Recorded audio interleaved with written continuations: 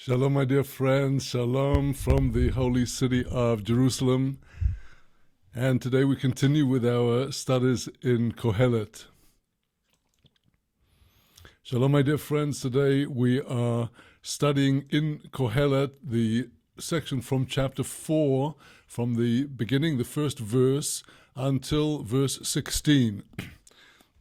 There is, at the very end of the chapter, the last verse seems to enter into a new level of thought that is more connected with what follows in chapter 5, and for that reason we will only learn up to the penultimate verse of our chapter 4.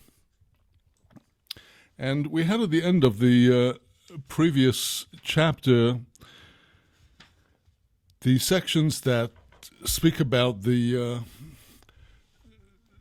fact of life, that everything returns to the earth, the human body, just like the animal. And the question is, what will a person make of their life? Will they live any differently from an animal? Will they be righteous and lead the godly life that will lead them to a positive judgment in the judgment of the life to come? Or will they go down, descend just like an animal into the earth?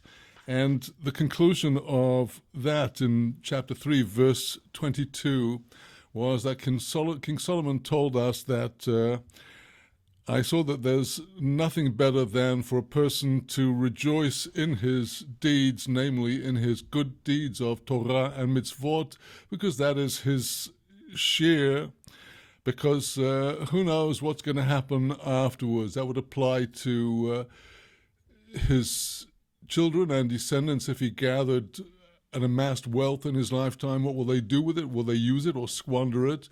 And indeed, what will be with him afterwards? Let him rejoice in his good deeds, in order that at the judgment he will come to a positive end.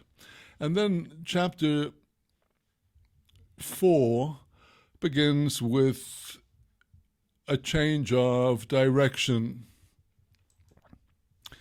I went back and I saw all of the people that are oppressed, all the acts of oppression that are performed under the sun, and indeed the weeping, the tears of those who are oppressed, that have no one to comfort them, nor do they have strength to be saved from the hands of those who are oppressing them. They have just no comforter. A verse which contains twice the name that our sages said is the name of Melech Mashiach, King Messiah, Menachem, and here in the sense of the comforter. Well, now, the very opening words of this verse 1 of chapter 4, V'shavti ani vo'er'er, I went back and I saw, the commentator Ibn Ezra very helpfully brings out the nuance of this expression, I went back and I saw. He says that is to say, I went back and in fact changed my mind, and I repented of my previous thought, where I thought that there's nothing better for a person than to rejoice, where the outward, the surface meaning of the verse at the end of the previous chapter, chapter 3, could be taken as a license to eat, drink, and be merry in this life. And King Solomon now goes on to say, well, let's look at another dimension of the creation. And here I think we're going to see very strongly how it is that Kohelet, particularly when we learn Kohelet through the eyes of the Aramaic Targum and through the eyes of our commentator, Kohelet is really providing answers to the questions that Job could not find any answers to. Many of the things that King Solomon says in Kohelet can be found in their root form in the book of Psalms, the various kinds of wisdom and the observations, but really it's the questions that Job had that are unanswerable without the emunah of our Torah that King Solomon addresses. And this opening verse of our chapter 4 is taken in rather different directions by the Aramaic Targum as opposed to the take of Rashi. Let's first take a look at the Aramaic Targum on verse 1 of chapter 4. וסביס אנה וחזיס יוס כל הניסין דאיסאבידו לצדיקאיו. I went back and I saw all of the oppressions that are perpetrated against the righteous.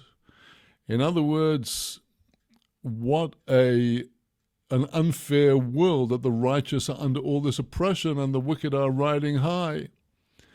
Ve'irdu ba'al mahodain, the righteous are under the rod of, they are ruled over in this world under the sun, ruled by the hand of those who are oppressing them. In this world there's nobody who speaks words of consolation to them. It's not possible for them to be redeemed from the hand of those who are persecuting them. With the strength of their hand and their power. There's nobody who is comforting them. So here, this is certainly the cry of Job many times in his speeches in the book of Job, where he complains about the seeming injustice of this world, where indeed, just as we read in this verse, the righteous have such a terrible time of oppression, the implication being that the wicked are ruling over them. And let us, before we go on to the next verse and see what Solomon concludes from this, let us look at the very different direction in which Rashi takes this verse. Rashi on chapter 4 verse 1, V'shavti ani va'er'er, I went back and I saw, says Rashi, I saw with the Holy Spirit, Beruach HaKodesh. Solomon was gifted with this Holy Spirit that enabled him to reach these profound perceptions of the world and of existence. And what he sees here, Eskol ha'ashukim, all those who are being oppressed, all the acts of oppression, Hanasim ashukim begehenom, this oppression now, according to Rashi, is being perpetrated against those who are oppressed in hell. B'maisim asher nasim, on account of all the deeds that were done, namely in this life, in this world. Tachas ashemesh, says Rashi, explaining the phrase in our verse, under the sun, he says, tachas, the word tachas in Hebrew means in place of. Talachas chalifim shel teiro. In other words, they perpetrated these evil deeds because they exchanged the Torah for acts of wickedness, and now they are suffering, as Rashi now picturesquely, horrifically points up. Behold, the tears of those oppressed over there in hell. Boichim al nafshoi sehem huashukos biyad malachi mashchis. They are sobbing and weeping over their souls that are oppressed in the hand of the destructive angels, v'achzorim, angels that are cruel. V'chein hu omer, likewise, it says in the Psalms, oivre be'emek abocho, those who pass through the deep valley of weeping, mayon yishisuhu, they make it into a veritable fountain of waters. Elu yorde gehenams, says the Targum, explaining those are the ones that go down to hell. V'af mikro zeh kach nidrash be'sifrei. This verse, says Rashi, is interpreted in this way in the midrashic work Sifrei on the book of Leviticus. Udmiyad oish gehem kayach. The people are suffering at the hand of their oppressors. They have no power against them. Oish gehem machrichim v'tuikvim oisam b'koach. Their oppressors are forcing them and attacking them with tremendous strength.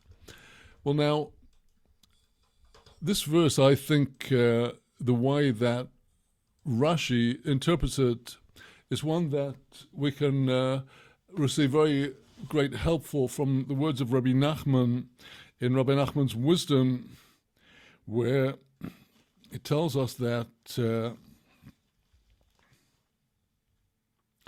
everyone can, this is Rabbi Nachman's Wisdom, section 23. The Rebbe once said that everybody can see worldly pity. People don't want to be the object of other people's pity. And for that reason, they pursue worldly wealth in order for others not to treat them like pitiful, poor people. People can see the pity that certain people have for those who are hungry or thirsty or in serious trouble. They know how to react to a person without clothing or shoes. Therefore, they don't want to find themselves in such a predicament. And one who sees clearly can also perceive the great pity that one must have on the souls in the future world. For in the future life there are souls that are literally naked, but it's impossible to show them any pity. If a person lacks clothing in this world, others can take up a collection and buy it for him. Such pity is impossible in the future world. The clothing one needs in the future world is Torah and good deeds, and these cannot be given over to another who lacks them as charity. Some other time the Rebbe discussed this. He said that in the future world many people will be left outside. They will be crying in a bitter voice, "Give us something to eat." People will come to them and say, "Here's food and water, eat, drink," and the others will answer, No, we can't use such food. What we need is the food of Torah and devotion." Other people will be left outside naked. They too will cry, "Give us something to cover ourselves with." Again, people come to them and say, "Here is some clothing." They too will reply, "No, such clothing is absolutely useless to us. We need mitzvahs and good deeds to cover ourselves with." The Rebbe then said, "Happy is the person who is worthy of eating many chapters of Mishnah and drinking many psalms in this world and clothing himself with some good deeds." So here we see how the verses in Kohelet, with their different interpretations from the teachings of the rabbis, how they serve as the foundation for later hashkafa. Well, now we continue with chapter 4, coming now to verse 2. What is King Solomon's conclusion from this? In verse 2, he tells us, "V'shabech ani es hamesim shekvar mesu min hachaim asher hem ochaim adeno." I praise the dead that are already dead more than the living who are still alive.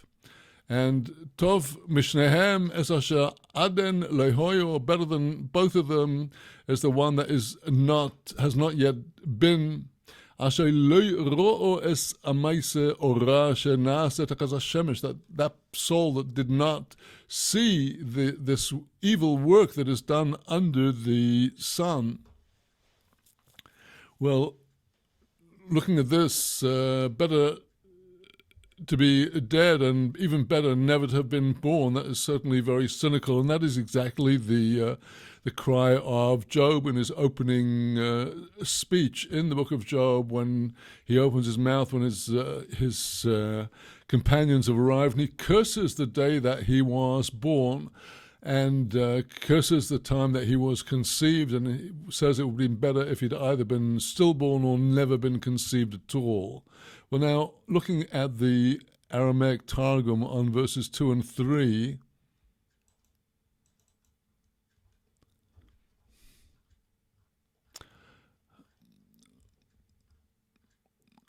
V'shabchus ano yoshchivu, I praise the one that is dead. And that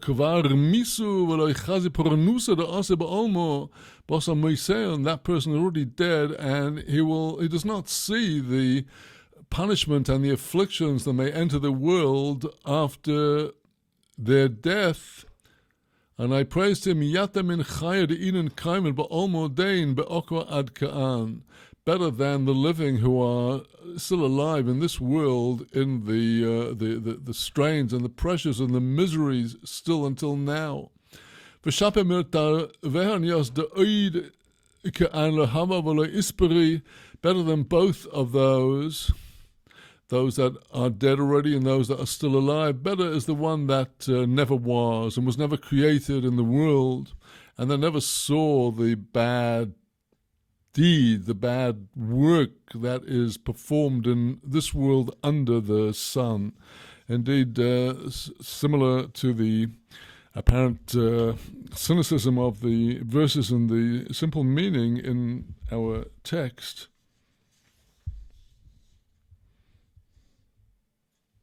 Well, now, Rashi has an interesting twist in his comment on verse 2. I praise those that are already dead, that is to say, they died. Ad shelei sholat bahem yetzer hora azeh. They died before that evil inclination took power over them, litchiso min HaKadosh Baruch Hu, to drive them away, rejected from the Holy One, blessed be He. So those who are already dead, says Rashi, could go in ovois or rishonim, like the first patriarchs, Abraham, Isaac, and Jacob. Shelo nena Moshe elo al yedehen. When Moses had to pray for God to forgive Israel, he was only answered when he prayed through the names of the departed patriarchs, Abraham, Isaac, and Jacob. David Avi, and like David, my father, Rashi puts into the mouth of King Solomon here, like David, my father, Shalei na nesi ani, I was not answered with the Chofdalad Renanos, through the 24 praises I sang when we tried to bring the ark into the holy temple and the doors would not open sufficiently wide to get the ark in. Until I said, remember, O Lord, the kindnesses of David, your servant. So that is those who are already dead. And now those who have not yet been, verse 3, Rashi on verse 3, the Hebrew text says, have not yet been Adon, which is a very unusual Hebrew word and has the same letters as Eden, which would suggest, according to the esoteric meaning of the Hebrew text here in verse 3, as to those who have not yet been born, that the soul prior to birth and descent into this world is in a blissful Eden. Asher leiro es amaise ruisi b'midrash Kohelet elu tat kaf ein dala deirois. I saw in the midrash on this work that would be Midrash Rabbah, which contains many drashot that go way off the track of the simple meaning or even the meaning of the Targum, and the Kabbalah would go off in many different directions. But he says that those who did not yet see the evil work would be the 974 generations that were supposed to have been created for God's 1,000 generations, but were restricted and God refrained from creating them, and they were never even created. So those were the lucky ones that did not see the bad work, because had they been created, the world would have fallen into a most terrible plight. Going now back to our Hebrew text on verse 4. Now, a very profound insight by King Solomon in verse 4, as we shall see from our commentators. V'ro'isi ani es kol omol, v'es kol kishrein hamaise. I saw on the one side all of the amal, the toil. As we shall see, this is the toil for ill-gotten gains. Ve'es kol kishrein hamaisa. I saw all people's efforts to purify and elevate their actions. All of it on both sides, good or bad. Ki hi kinas ish mire'ehu. It's all one person's jealousy against his fellow or her fellow. Gamze hevel u're'us ruach. That is all this vanity King Solomon keeps returning to re'us ruach, a chasing after the wind. It's evil toil. Well, now, first let's look at how the Rashi takes this verse. Verse 4.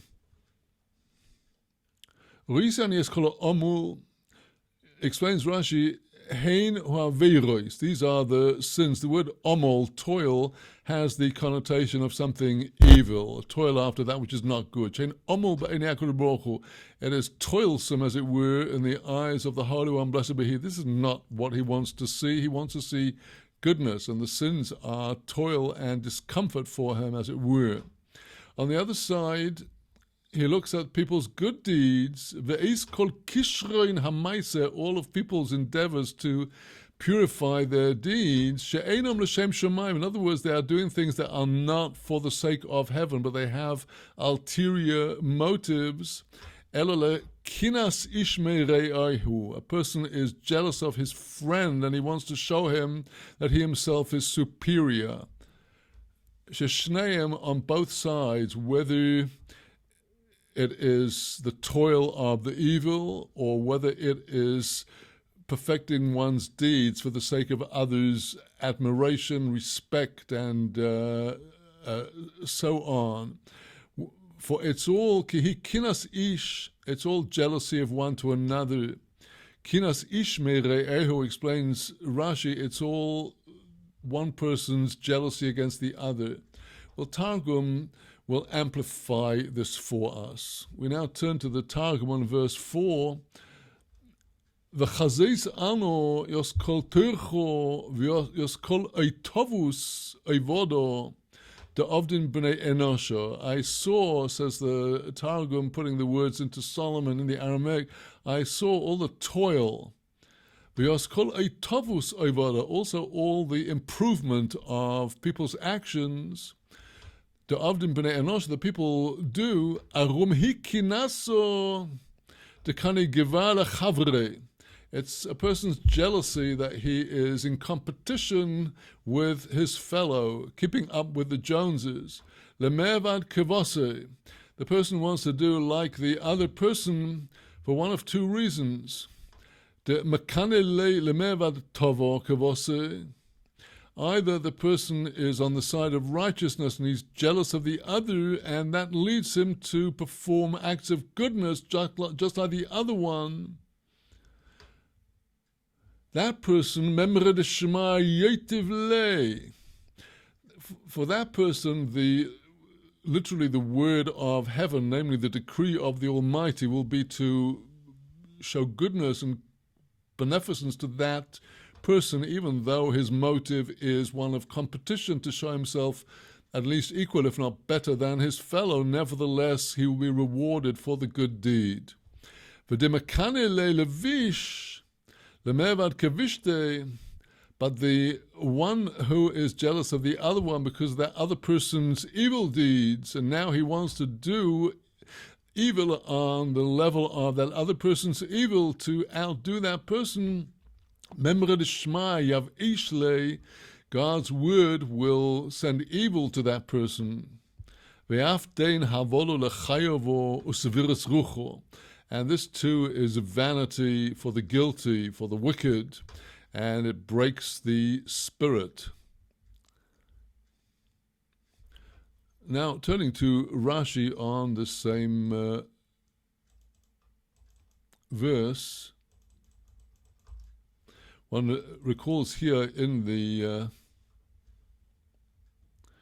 we'd already looked at Rashi. I apologize. I'll just comment here that King Solomon in Proverbs writes Kinas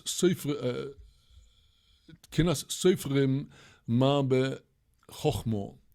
Kinas Seifrim, the kin'ah, the jealousy and the competitiveness of the Sofrim, the scribes, that is the scholars and scribes of the Torah, Tarbe Chochmo, it multiplies wisdom.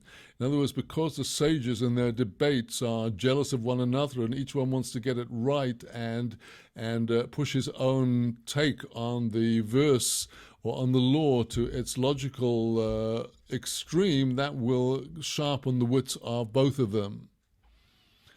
We're now returning to the text of the Hebrew, verse 5 of chapter 4. Aksil choivek es yodav v'oichel es psoroi. The fool is, or the evil person is hugging himself with his hands. He's putting a hug of himself into his own hands. He folds his arms. He does nothing. V'oichel es psoroi. Literally, he eats his flesh. He may be biting his nails or picking around them. Let's see how our commentators take this. First of all, the Targum, Shatyo ozel amagofef yos yudoi. The fool goes and he's folding his hands, bekayato, during the summer when a person is supposed to be harvesting the crops. He doesn't want to expend any effort. So when it comes to winter, he will eat up everything that he has. He'll even eat up his covering, his garment from upon the skin of his flesh. Says Rashi on the same verse 5, Rashi says the ksil in our text, that is the Rosho. The Targum called him the fool, but here he is really an evil person. Choivek es yadav, says Rashi, he folds his hands, folds his arms, ve'eno yogea, he doesn't exert any effort. Ve'eno oichel el meno gozel, he eats nothing except from what has been stolen from robbery. This could apply to many of the career politicians all over the so-called developed democratic world who are actually filtering money from the taxpayer and from all kinds of commissions and other payoffs, and many other wicked people like them who are not actually expending any effort in any useful direction. And the person eats his flesh, Rashi expanding on the implication here. He's going to eat his flesh on the day of judgment. He will be watching the righteous in all their glory in the life of the world after life. But he is going to be subject to the judgment. Kach nidrash besifrei, so it is explained in the Midrash of Sifrei. Well, now, I think a very important point to emphasize here is that, as Rabbi Nachman has written in a number of places, the worst of all punishments is shame.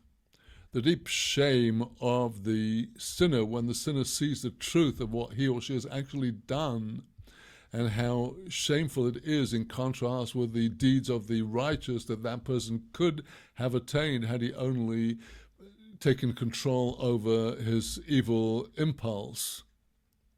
So now to go on with the next verse, Kohelet chapter 4, coming now to verse 6.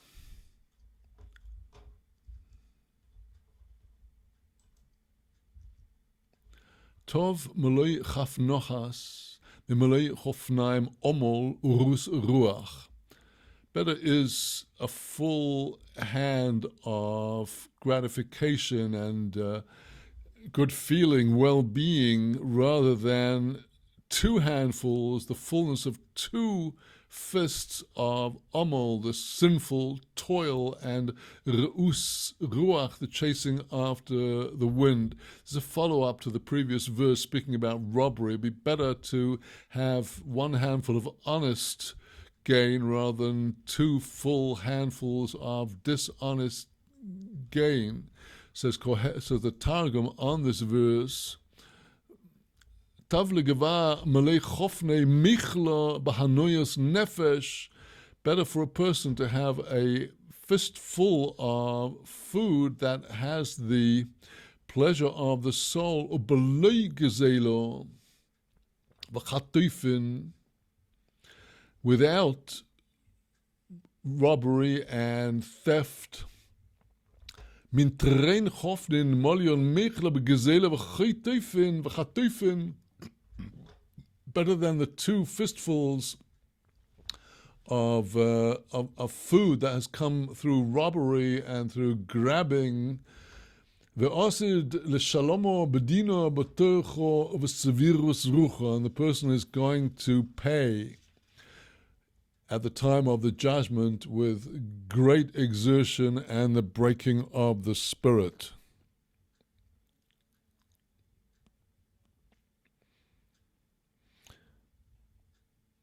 And Rashi essentially explains exactly the same point on this verse. Now coming to verse 7, V'shavti ani v'er'eh hevel tachas hashemesh. V'shavti ani, I have again come back. Let's turn now briefly to the Ibn Ezra on this verse, again helpfully explaining to us the nuance of this phrase here, I came back. He says, I stopped looking at these matters relating to this evil fool, and I saw a different kind of foolishness, which is the exact opposite of the one that I saw just before expressed in the last couple of verses. And what is this folly? And now we're going to come into a section that deals with the greatness of cooperation, and that is the opposite of egotistic self-seeking, whether on the side of unholiness or on the side of holiness. In verse 8, the Hebrew text says, Yesh echod ve'ein sheni, there may be one person that has no second. Gam ben ve'och ein lo, the person has neither a son nor a brother. Ve'ein keitz lechol amoloi, but there's no end to all of his toil. Gam einoi leisisba oishe, and his eye is never satisfied with whatever wealth he may have. Ulami ani omel, he could say, well, for whom am I toiling? Umechaseres nafshi mitoivo, I withhold my soul from goodness. I make my soul lacking in goodness. Gamzeh hevel ve'inyan raho, this too is vanity, vapor, and it's an evil, futile pursuit. And continuing in the same vein, let's go through a number of these verses. The corollary, Tovim hashnaim ino echod, better are two than one. Asher yesh lohem sochor tov ba'amolom, they will have a good reward from their toil. Ki im yiplu ho'echod yokim es chaveroi, if one of them will fall, im yiplu, if they will fall, ho'echod yokim es chaveroi, one of the one will lift up his friend. Vilu ha'echod sheyipol, but if one person alone falls, ein sheni lahakimo, there's no second to lift him up.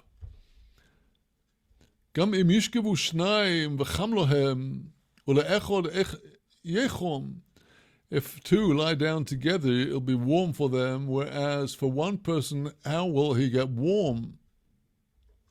Ve'im yiskefoi ho'echod, hashnayim yamdu negdoi, if a single attacker comes against the one person, if a single attacker comes, Hashnaim yamdu negdo, the two will stand against this one attacker. Ve'achut ameshulosh lebemehero yinoseg, whereas the triple thread, the threefold cord, will not quickly be broken and torn asunder. Well, this is a little section in itself with very, very profound wisdom, and this is what the whole creation is about. It's not about our all running in separate, opposite, and different directions. The creation is about cooperating and joining with one another in various different contexts. Well, now let us look at how Rashi discusses these verses.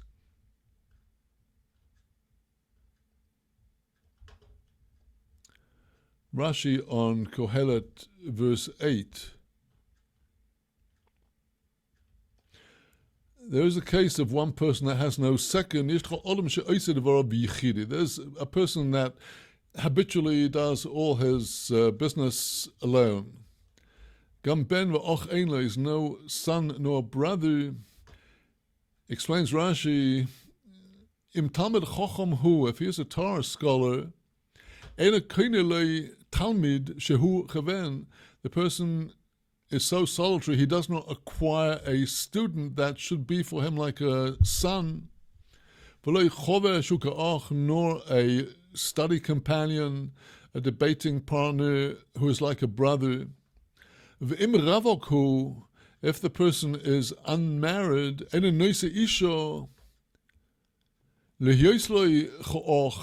he is single, he doesn't marry a woman that she should be for him like a brother, for a helper, or lehoilid ben, to give birth to a son. If he were a merchant, he doesn't acquire and join up with partners. And he goes out on the road alone. And continuing his explanation on the verse, there's no end to all of this person's amal, all of his toil.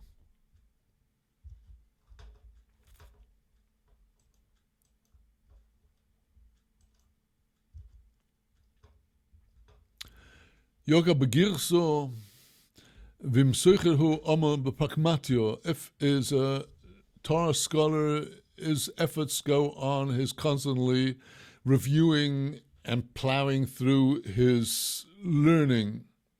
If he's a trader, a merchant, he's busy with his merchandise, his business. His eye is not satisfied with wealth. He will never be satisfied with the reasons for the different rulings of the Torah, which is the whole business of the Talmudic study, to bring out, and all the later commentators to understand the reasoning, the rationale behind all of the sayings and teachings. The reason is that this person does not learn is because there's very much Torah that a person learns from his students. And if we take the verse referring to money, to wealth, is always busy running after more and more wealth. The person could say, for whom am I toiling? If since I'm not raising up students, nor do I marry a woman in order to give birth to children. And continues Rashi on the verse 9, two are always better than one, for everything. Better than one. For that reason, Rashi brings out the teaching implicit in Solomon's words. A person should acquire a friend. He should marry his wife. They will have greater profit from all of their joint endeavors. There's great deal of all kinds of work that are performed only through two people. An individual would not enter into such a project by himself. And further, the advantages of joining with others, if they fall, Rashi says, well, take the straightforward meaning as we hear it from the words. If people fall physically, if one person falls, if you've got a friend, the friend can help him up. The Inyan HaMishnah, if we're talking about the Torah scholar studying the Mishnah, im tok for all of Mishnah Shaloi, if his Mishnah attacked him, that is to say, he had a memory attack, he forgot what he knew, Haviroi machziraloi, his friend will remind him and bring back what he once knew. Likewise, if the student stumbled and did not carefully bring forth what he had heard from the mouth of his teacher, Comes his study partner and will set him right, standing on the truth, remind him what the rabbi actually did say. But if woe to him, here Rashi is commenting on the Hebrew word in verse 10,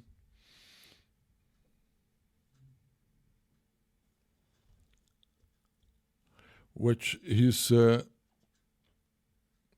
Hebrew word in the manuscripts is spelled Aleph Vov Aleph Yud Lamed Vov, but Rashi is here darshaning that you could split this word Eloi, you could read it as Oilo, woe to him. This is implicit in Shlomo's words here. And in the winter, when there's two, they can be warm, chamlohem kemashmo, just as it sounds like. Ulin zocher nekeva, if we're talking about husband and wife, male and female, mischamim zem molidim. They get warmed up and aroused by one another, and this way they will procreate. Now, if a person is with others, he's safer than if he's alone from attacks. Im yiskefoi ho'echod, if one attacks him. Im bo listim olov le tokfoi, if bandits, thieves, attackers came upon him, muggers to attack him. Im shnaim heim, if there's two, yamdu lenegdoi, the two of them will be able to stand against the attacker. Because kenim shlishahem, all the more if there's three together. And that explains the continuation of the verse, the threefold cord will not quickly be torn asunder. Rashi now enters into a different explanation of the verse. The threefold cord, if one person is a Torah scholar, and so too his son, and so too the son of his son, his grandson, the three generations, the Torah will never ever now cease from his descendants. Likewise, it says in Isaiah, the words of the Torah shall not pass away from your mouth or the mouth of your seed, your son, nor from the mouth of the seed of your seed, your grandson. Another interpretation of this verse, and in our Midrash there are many, many, many more interpretations on every verse. Rashi here, Chut Amashulish, the threefold cord in the knowledge of Torah would be Mikro, Umishne, Uvederech Eretz. When a person studies the Mikra, the Tanakh, the written Torah, over Mishnah, all of the halachot and the oral laws related to the written Torah. Uvederech Eretz, the third element of the cord of protection, is literally the way of the earth, namely earning an honest living. Leve Mehera Uchoite. This person will not quickly sin. B'fanim achirim nidrosh. Midrash is another interpretation in a different direction in the Midrash. Yish echad ve'ein sheni, many other midrashim here, but not all of these verses can directly be related to these rather fanciful midrashim. Now, going back to the Targum on this last section, which does go in a somewhat different, interesting direction. Targum now on verse 8. There can be a person that is all alone, there's no second to him, except for him. He has no son, no brother. To inherit his possessions.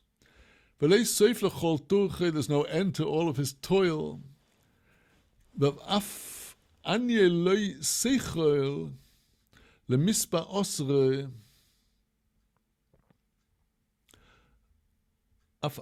even his eye can never be satisfied with his wealth. And he does not say, he makes this fatal mistake, he does not say in his heart, Lama denon ano torach umachasayos nafshi mitivusa. Why now am I engaged in all this toil and exhausting my soul powers, reducing my soul powers from true goodness? Akum ka'an va'avid minei tzidkaso, when I could get up and out of my wealth I could perform charity. Ve'ched ba'ol mahodein im bnei enosha, and I will rejoice in this world with people that I have helped them with charity and supported them.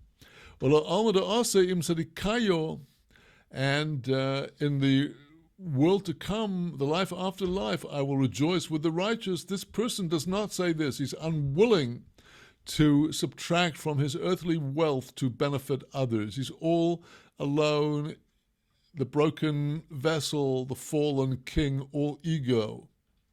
And now, drawing the corollaries, Targum explains on the ensuing verses, verse 9, Tovin trein tzadikayo bedoro yatim echado. Better if there's two tzaddikim in the generation, more than if there was one.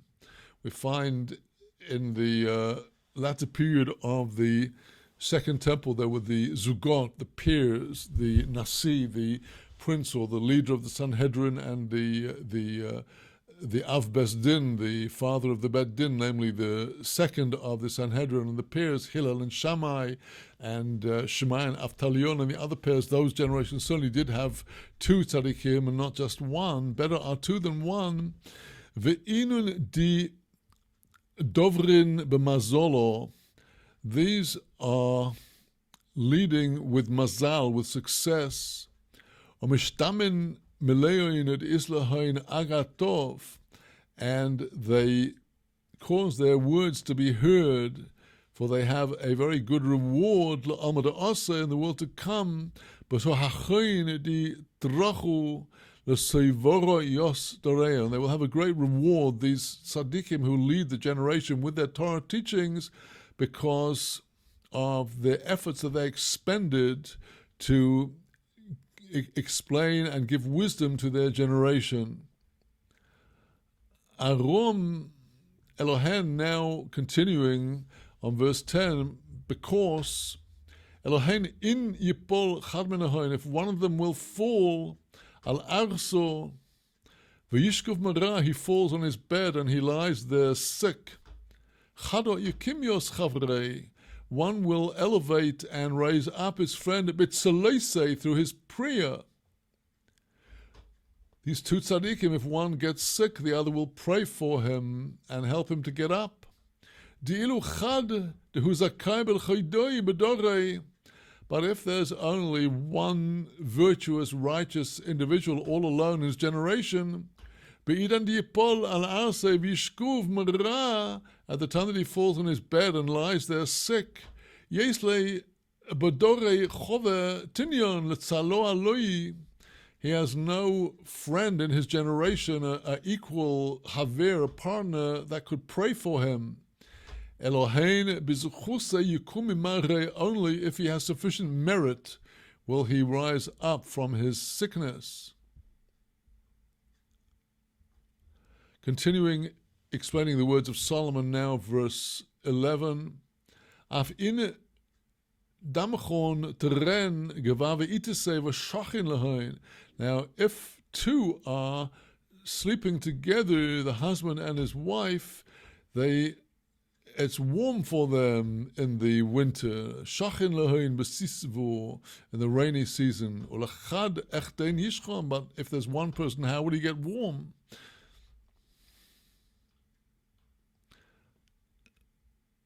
And now, continuing with verse 12, Targum on verse 12 of chapter 4, Ve'in yekum gevar rishio v'tkifo b'doro, if there shall arise a wicked, powerful person in the generation, ve'oivadohi mekalkalin, and his deeds are corrupt, Umistakfin l'aiso pronusa ba'almon. His deeds are so flagrant that they will bring punishment into the world. But if kuimin tren sadikayo lekavle amavatlin pronusa, if there's two righteous, they can get up and stand against him to cancel and nullify the punishments bischusehoin through the merits of those two tzadikim. The chamo yavon teloso tzadikayo, and how beautiful is when there are three righteous. The inun bedoro, when they're in one generation.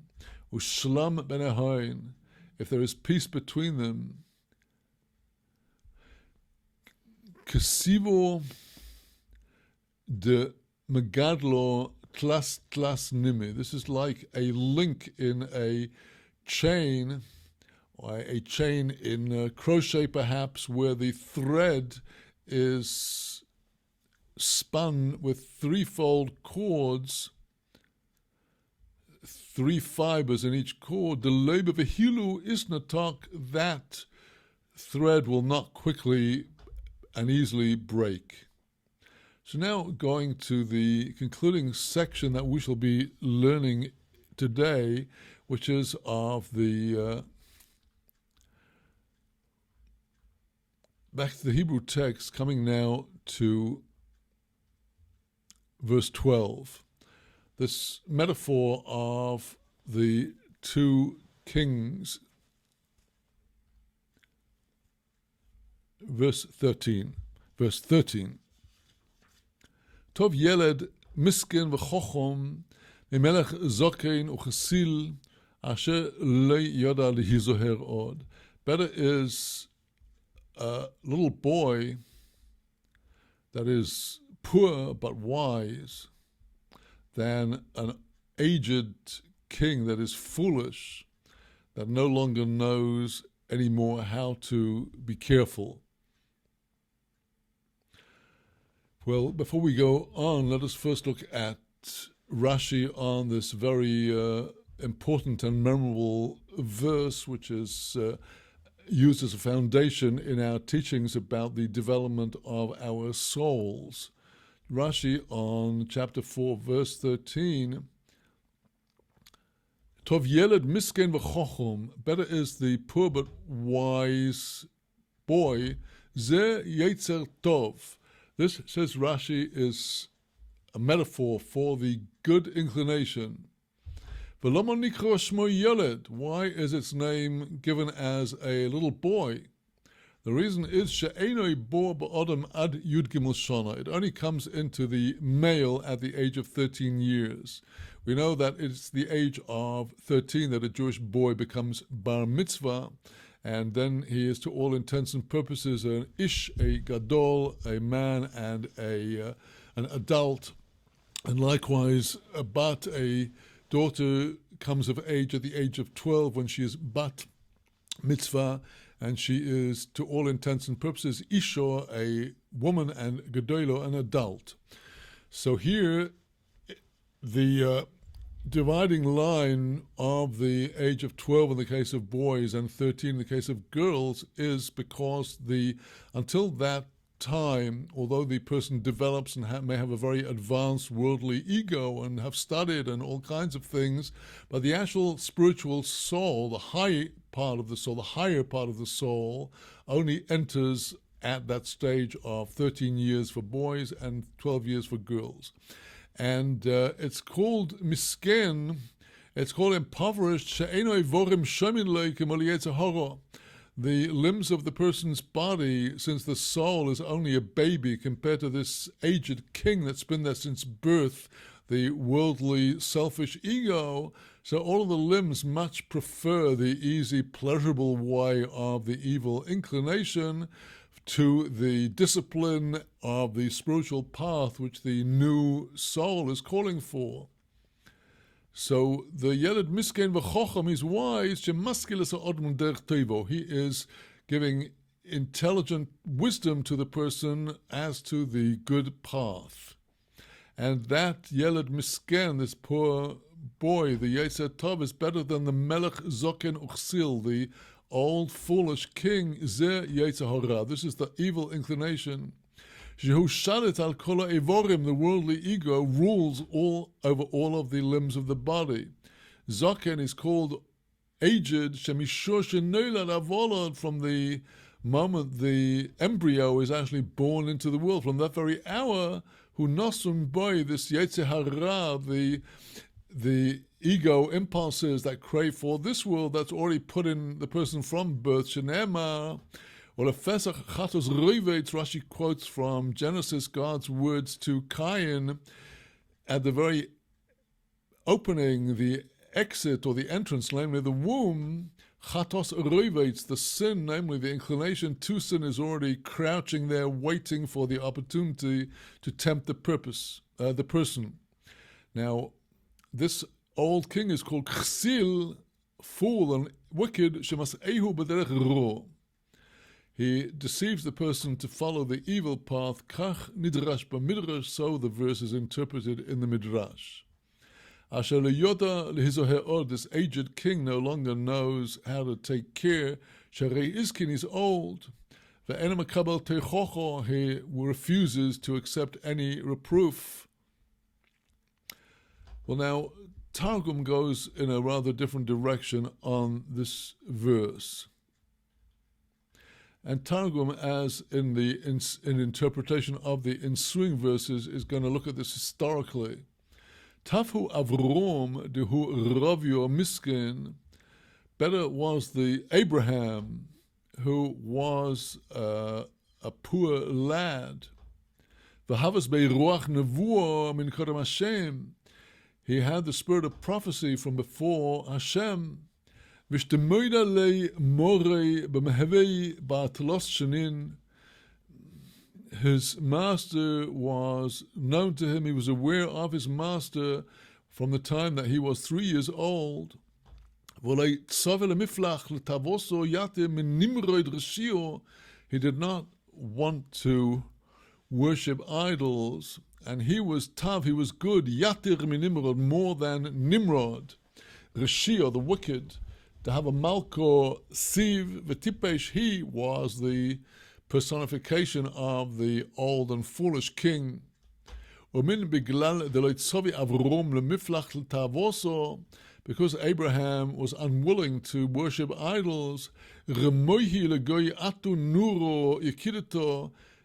Nimrod cast Abraham into the fiery furnace, the furnace of fire that was flaming fiercely. To Abraham there was performed a miracle, min Rebbeinu Almo, from the master of the world. V'shezve mitamon, he redeemed him from the furnace. V'afilu min basa ache, but even afterwards, lehavas min ob Nimrod, there's the horror odd. Nimrod, even after this miracle, did not have the wisdom and the understanding to be more careful and to cease his idolatry. But to stop worshiping idols, he continued worshiping the same idols that he worshipped before. Indeed, we learn that in the battle of the 4 kings against the 5 described in the portion of Lech Lecho in Genesis, that one of the kings is called Amraphel, and our sages said this is Nimrod. Omar Pol, he said to Abraham, Amar, he said, Pol, fall into the fiery furnace. And even so, after witnessing this miracle, he still came against Abraham in this war. And continuing in Targum on verse 14, where the Hebrew says that, and just look at the Hebrew here, verse 14, Ki beis hasurim yotzo, he came out of the house of the Surim, those who turn aside, limloch, in order to rule, Ki gamba malchusa yinolad rosh, for likewise in his kingship he was born impoverished. Well, the Targum here continues applying this to Abraham, arum min genisas polchetavoso nofak Avrom, because from the origins of those worshipping idols, out of that came forth Abraham. He separated from his idolatrous family. Umelach al Aro de Canaan, he became king over the land of Canaan. Arum af beyoimoy malchus Avrom isavid Nimrod miskene be'olmo. And indeed, even in the days of the rule of Abraham, Nimrod turned into impoverished in the world. As we mentioned, Nimrod in the form of Amrophel in Genesis loses the war and ended up, we may assume badly, it is said that Nimrod was actually killed by Esau in the end. Now turning to verse 15.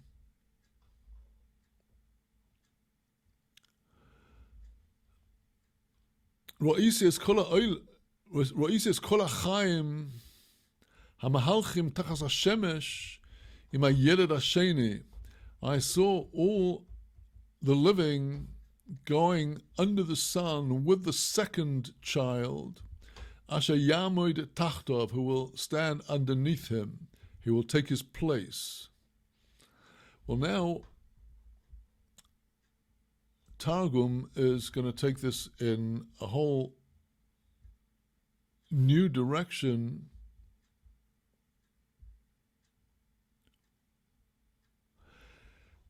In what happened in the generation after Shlomo HaMelech.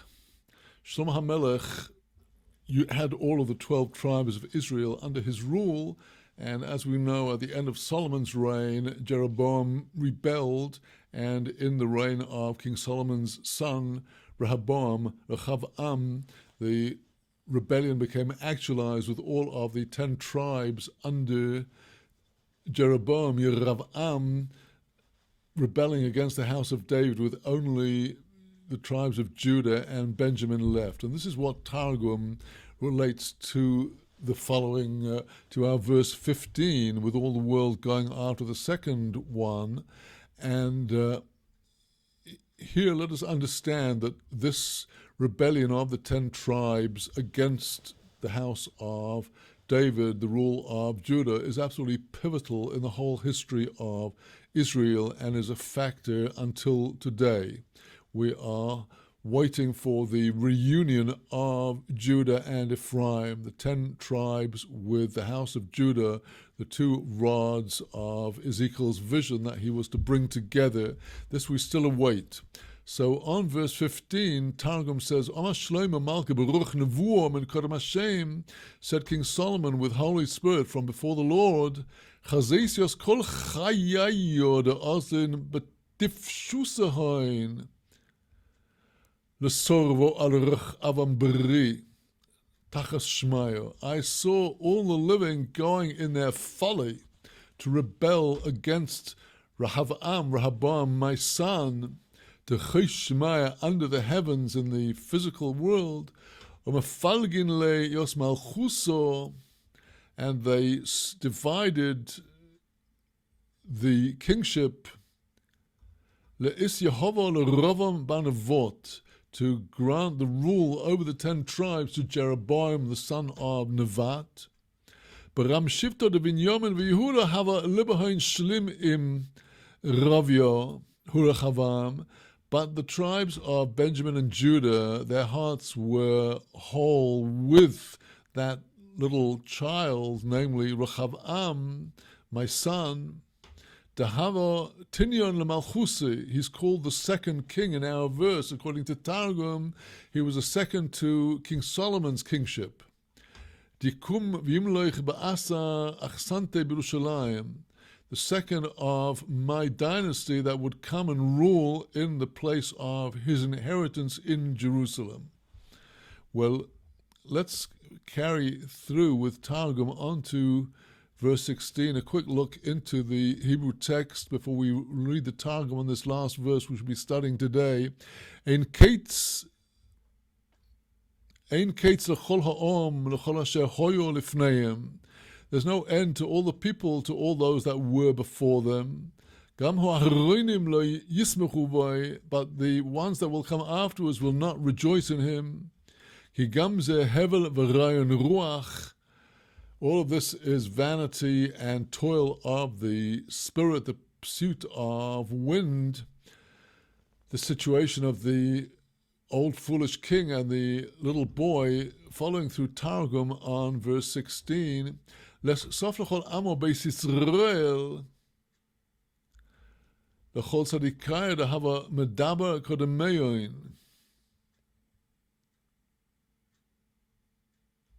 There was no end to all of the people of the house of Israel, no end to all the righteous that he was speaking before them and ruling before them. But these righteous whom Rehavam, Solomon's son, consulted, they wisely advised him to lighten the rod of his rule from upon the people. However, the folly of Rehavam, Solomon's son, here the Targum is saying that Solomon understood this was to come. In his folly, Azal v'isya at im ulemo, he went and took counsel with the young ones. But they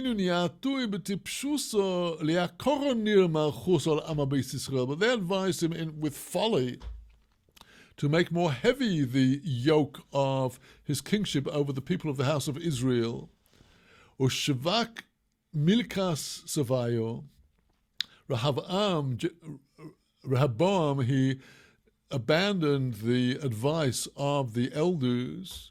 V'azal b'milchas basroi, he went after the counsel of the later younger ones.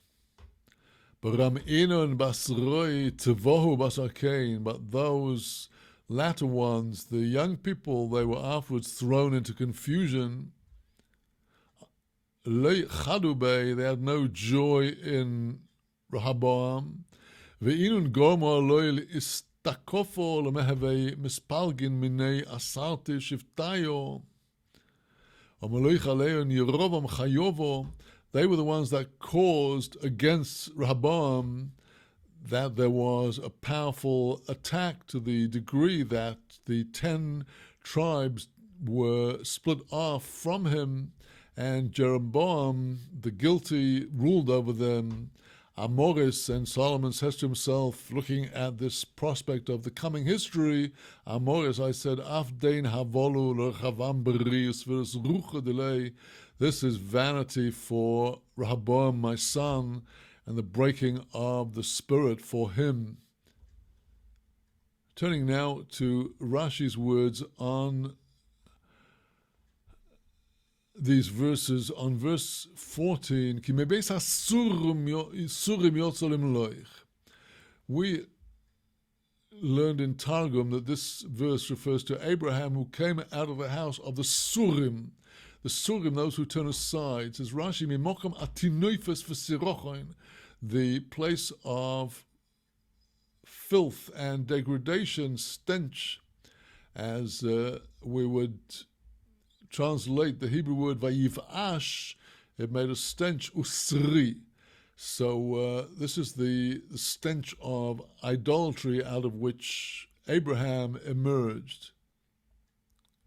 But Rashi, as we have seen, explains this metaphor of the old foolish king and the young child as the Yetzer Ra, the evil inclination, with a person from birth, as opposed to the good soul that comes in only at the age of adulthood, 12 in the case of girls and 13 in the case of boys. Ki gamba malchusoi,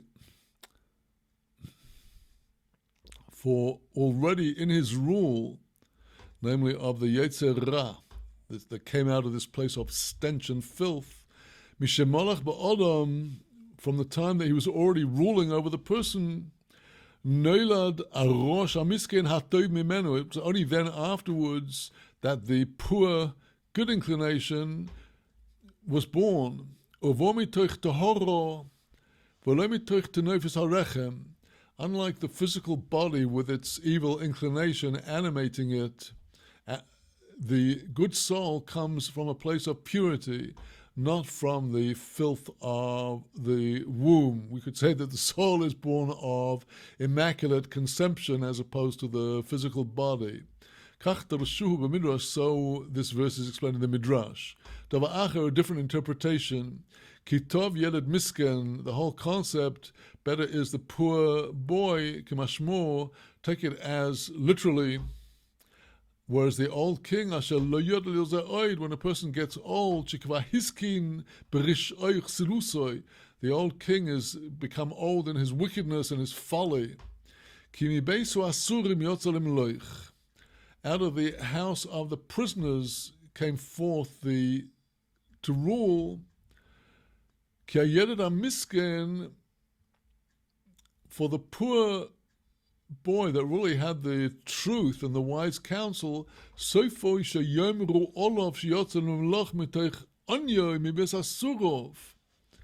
people will say that this king came to rule at a place of poverty and a prison. This was the case with King David when he was chosen by Samuel through God's words to be God's anointed, that immediately people despised him. They said he was the descendant of a Moabite, and a Moabite is forbidden to come into the assembly, even though actually Moabite women were permitted to come in, and they considered him to be a slave and many other denigratory things. And Rashi explains how he derives this concept of the little boy coming out of the prison house, where the Hebrew text says Surim, Harei Samach Shel Asurim Nokod Refe.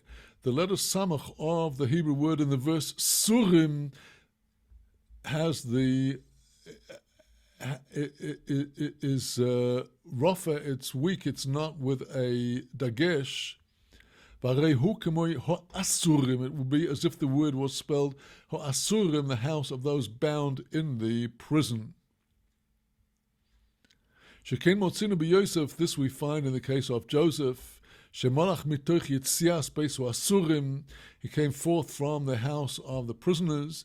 V'chein David, likewise in the case of King David, the verse says in Psalms, Ani lekachticho min hanova me'achar hatzoin, I took you from the meadows, the pastures, from behind the flock, from just the origins of being a humble shepherd, and I've given you all of this glory. And with that, my dear friends, we conclude today's study of Kohelet, and we shall be continuing with the last verses of this present chapter 4 and chapter 5 in our next session. With the help of Hashem, our next session will be after Hanukkah on January the 1st, Wednesday, January the 1st, and until that time, this will be my last teaching for the moment online, since all of next week, Sunday, through the end of the week, and the following Sunday is all Hanukkah, and lighting time of the candles comes exactly at the normal time of the class. But we'll all have an opportunity to review and to study further and deeper, and continue with our tremendous love affair with our Holy Torah. With that, my dear friends, then, I bid you shalom from the holy city of Jerusalem, shalom and blessings, and let us welcome this coming festival of Hanukkah, beginning this coming Sunday night, with true gratitude and joy to God as for what He has given to us in His kindness. Shalom.